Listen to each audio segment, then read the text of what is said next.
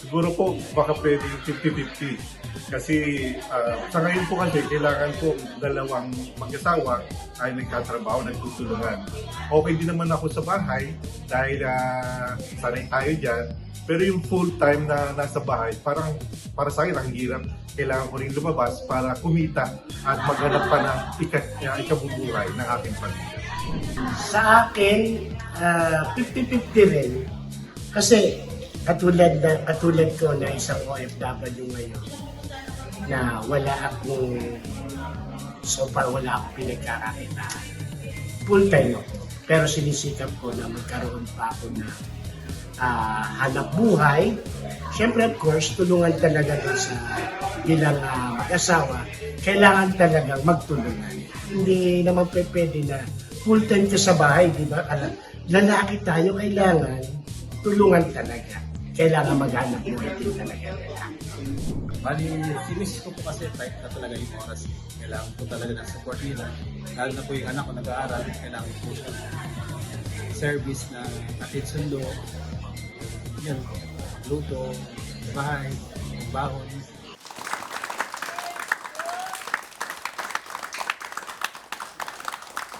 At para samahan po tayong pagkwentuhan kung handa na nga ba ang Pilipinas para magkaroon ng mga full-time house husband, kasama po natin ngayon ng isang psychologist na nagbabalik po dito sa Kada Umaga. Let's all welcome Doc Rhea Villa. Good morning, Doc! Good morning, Doc! Salamat ulit for having me. Magandang umaga po sa lahat. Ang tanong, handa na nga ba Ang Pilipinas. Ayan, magandang... Akala mo kung ano-ano, pero... Oo nga eh. Very interesting yung topic kasi nakikita na rin natin yung changes, di ba? Pero ang taas kasi ng gender role sa Pilipinas. Bata pa lang tinuturuan na haligi ng tahanan ang tatay, ilaw ng tahanan ang nanay. Nasa mga textbooks po yan. Pero ang nangyayari sa present time, nag-iiba. Kasi din, kailangan din natin i-meet yung needs ng panahon. Yung mga pinag-usapan nyo sa sinong may opportunity sa vacancy sa trabaho. Yung iba, ayaw na mag-abroad, di ba? Kung gusto magsama. So, mas may oportunidad minsan ang babae pagdating sa job vacancies. Dahil din sa COVID-19, di ba? Nagkaroon din tayo ng working arrangements na mas flexible. So, I think ito yung mga way para mag-open na baka kailangan natin pag-isipan ulit ang gender norms at saka role stereotyping. So pag sinabing handa, papunta na rin po tayo dun sa konsepto na yon dahil hindi na rin naman nababago yung worth ng tao. Depende sa ginagawa niya. So we have to rise beyond work, no? And tingnan natin kung nakaka-provide ng time, ng financial needs. I think mas dapat mag-concentrate doon ang regular na pamilya. Kasi, Doc, in places like China, parang natatanggap na nila that the man can actually be the man of the house Sa bahay siya. husband. And then, siya na yung nurturer, siya na yung nag-aalaga ng mga children. But, dito kaya sa Philippines where yung cultural and societal stereotyping has been embedded since For the longest time. for the longest time. 'Di ba? Dito alam natin, meron tayong tinatawag na tong toxic masculinity kung saan dapat yung mga lalaki ay sila yung provider. Sila yung protector, sila dapat and then the woman will be the caregiver, the nurturer. Paano po kaya yun mababago? It would take time dahil deeply embedded siya. Kasi nga, naka-attach yung trabaho natin doon sa identity. Ganon tayong Pilipino, di ba? Kapag nagme-mess up tayo, naka-attach yun sa personality. So kung hindi tayo maka-provide, parang big blow din yun doon sa parang role na kinagisnan natin sa lalaki. At marami rin tayong mataas din yung stigma, right? Like, uy, ang hina mo, or Correct. less masculine Oo, ka ganon, kapag nasa bahay ka, so nagwawalis ka. So parang, Paano yung peers nila, di ba? correct. Yung peer pressure, di ba? Pag nakita, pare, nawawalis ka. tapos siya na yung humihingi ng allowance dun sa babae, Feeling di nila ba? parang it makes them less of a man Masculine, kapag oo. ganun. Yes. Paano kaya yun? Paano yun, Doc? Oo, paano yan? Diba? Paano yung yan? problema? Oo, balik natin dito. Ano yung mga, yung mga posibleng challenges? That's one. Yes. Yung sasabihin ng mga peers. Meron din tayong role incongruence, no? So, hindi nagmamatch yung kinagisnan doon sa realidad. So, naka-attach dyan yung self-esteem, yung Yun, lalaki. tama. 'Di ba? Hanggang na-solve mo nga minsan yung finances kasi mas okay yung babae sa trabaho. Pero kung mainit naman yung ulo niya sa bahay or hindi niya matanggap yung bagong role, isa ring problema siya, no? So, kailangan tingnan din natin, bago po kayo hahantong sa ganitong major decision, kamusta po yung pagtanggap, no? Yung iyong masculinity, na nakakaano ba siya, nakakalalaki ba siya, yun yung mga terms, 'di ba? Paano yung yung give and take, yung decision making, nagkakaroon ba ng power imbalance? Yon. So bago po siguro pumunta sa ganong decision, pag-usapan kung emotionally or mentally ready rin yung mag-asawa. Kasi kung hindi, dito nga tayo pupunta sa nakagisnan. And it will never be enough kung ang standard natin is dapat lalaki ang nagtatrabaho, primary caregiver ang nanay. Dapat So, yun ang- matibay yung loob Oo. ni man. Na kahit tukso-tuksohin siya ano naman, di ba? Ito yung realidad. Nakakapag-provide naman ng maayos ang misis ko at nag-aaral ng nagtatrabaho ng marangal misis ko, na nabubuhay niya ang aming pamilya. At mahirap din sa misis kasi may dual role siya. Nagtrabaho siya, pag-uwi, nanay ulit siya. So may mga dual responsibilities din yon, no? At double yung pressure din. Hindi ba yung nanay responsibilities transfers to the man? Hindi ba nila Yung kaya paggawa maging... niya siguro. Hindi ba kaya, Being a hindi ba mother, kaya ng diba? man na maging nurturing. Parang iba kasi ang pag-aalaga ng nanay, hahanap-hanapin mo yun. Parang ikaw na anak, ako as anak, parang hahanapin mo yung care ng nanay. I don't know kung bakit. Baka dahil yun talaga tayo, nurturer talaga ang women, di ba? True. Wala bang ganong kakayanan ng mga lalaki?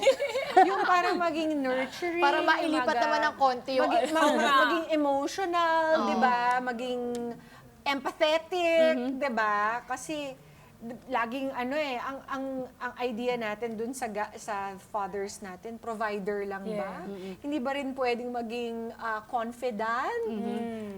Depende yan merong social learning theory na kung paano mo pinalaki yung anak, whether babae yan o lalaki, ganun din siya usually paglaki. So kung yung batang lalaki sanay mag-express ng emotions, tinuturuan mo rin ang gawaing bahay, bata pa lang, Tama. mas makakatulong yun dun sa openness niya, na pagtanda niya, hindi kailangan strictly ako nagpo-provide tapos yung nanay ang nasa bahay. Sa nakikita mo ngayon, Doc, ano na tayo? Malapit na tayo doon? Malapit na bang ma-accept ng Pilipinas? Yung Yes, ganyan? kailangan kasi natin mag-adapt sa panahon, 'di ba? Aanhin natin yung roles kung very stiff, tapos nagugutom yung pamilya, 'di ba? So kailangan walang makaka-compete sa pagkain. Okay? So yung immediate needs kailangan ma-address 'yon. So ngayon sa working arrangements, minsan work from home na. So pwede nang dalawa sila magtrabaho, 'di ba? Pwede namang shared yung household chores, 'di ba? Meron din ako nakikita mga lalaki, masarap actually magluto. Ay, yes. 'Di ba? O sila na yung nagmamasahe sa kanilang mga misis, 'di ba? Ay, may nagsasamid yata Oo sa nga, kanila. tingnan nga natin yung audience. Oo. Pero I think nagsa-start na mag-open kasi ang tao, meron siyang natural way to adapt to the environment. And when the environment needs or demands certain changes sa roles, then may natural din tayong process mag-adapt. So papunta rin talaga tayo doon. Paano naman po kaya, halimbawa, isang pamilya, tapos malaki talaga sahod ni Mrs. Siya yung kailangan mag-provide, siya yung kailangan magtrabaho. Si Mr. Kailangan mag-stay at home. Ano po kayang pwedeng sabihin ni Mrs. kay Mr. para at least hindi naman ma-feel ni Mr. na bababa yung pagkalalaki niya? Paano kaya yung way ng pag-uusap nila? Yes. So, maganda yung sinabi mo kasi communication is very important. May times na baka yung boundaries ng asawa naging dictative na rin, 'di ba? Kasi siya yung may power, 'di ba? So, I think equally treating each other with value, mutual value and respect is the first Tama. key. Hindi porket siya yung, di ba? Hindi porket siya yung sumusweldo. Ibig Yes, hindi sabihin rin siya na pwede. yung mas importante. Because, ibig ba sabihin, ibibelittle natin yung mga kontribusyon din ng mga nanay nating housewives? Yes, Of course exactly. not, Yeah, di ba? correct. So, just because you're the income earner doesn't mean that you should be, the leader of the pack. Dapat Correct. talaga, well, we were given roles as man and woman. The man is, well, you could also debate this. Ito Yes, naman ang correct. opinion ko, na siya yung leader and then the wife is the submissive one, di ba? So, Tsaka ano eh, I think we should still continue that. correct. Hindi natin nako-quantify na mahirap din yung gawaing bahay, ha? Yeah. Right. Hindi siya sumisweldo. Una, hindi siya sumisweldo. Pero may equivalent din siyang effort and quality. At saka wala siya na hindi 24/7 monetary. siya. Yes, wala Na siyang hindi- day off, Hindi, diba? hindi lang siya Day monetary. off, oo. Oo. So, hindi rin siya biro, 'di ba? Pag nagkasakit, yung mga responsibilities, hindi siya naka-quantify lagi ng pera. Tama. So, hindi siya apple to apple. Tama. Doc Rhea, in terms of society, kumusta naman ang diskriminasyon sa mga tatay na pinili maging household? Ano bang pwedeng gawin ng isang tao, di ba, kung nasa sitwasyon sila ng ganito? Mhm. We have to embrace yung changes, no, with confidence. Dapat na-equate natin na I chose to be a house husband at may mga values attached to it, no. Pwedeng mas nakikita yung hindi siya nakaka-less masculine na type, no? Pero if nakikita nila yung tatay nila may oras, may time, it also contributes to the growth. So tingnan natin siya as an opportunity to grow at hindi burden. Ha? Hindi siya parang dahil wala akong trabaho, dahil ako yung sa bahay, ako yung dehado dito. No? You equally contribute dun sa pamilya na chinus mong buuin, no? At mataas yung value with that, no? So yun yung una. Tapos look for ways to also have your own support system, 'di ba? Pwede ka rin naman siguro once a week or kung kailan na kasama mo pa rin barkada mo, 'di ba? Hindi naman nawawala yung iba mong pagkatao or values mo just because nasa bahay ka. So i-redefine mo ngayon yung konsepto ng pamilya. At the end of the day, ang gender roles, it's just a family construct, konsepto siya. Pero pwedeng ibahin ang Yes. konseptong ito. No? At ngayon na tayo mag-umpisa, the fact na pinag-uusapan natin ito sa isang magandang parang morning show, no? It's already something big na napansin natin na may ganitong behavioral patterns, 'di ba? So we celebrate change. Nice. I love that. We celebrate change, diba? Kaya Doc, ano na lamang po ang mabibigay nating payo sa mga kada natin willing at handa ng yakapin ang ganitong setup? Wag po kayong matakot, no? At the end of the day, kung ang intention nyo at motivation ay para sa pamilya, kayo po yung best na makakaalam para desisyonan itong mga roles na pwede nating gampanan sa pamilya. Totoo yun. Parang hindi natin kailangan yung ibang tao kasi family natin to eh. Kung makikinig tayo sa ibang tao, paano na lang? Di magugutom yung pamilya natin. So you need to talk within your family lang. Diba? And that's the only thing, that's the only opinion that you actually need. Okay, totoo. That's the one that matters the most with the loved ones.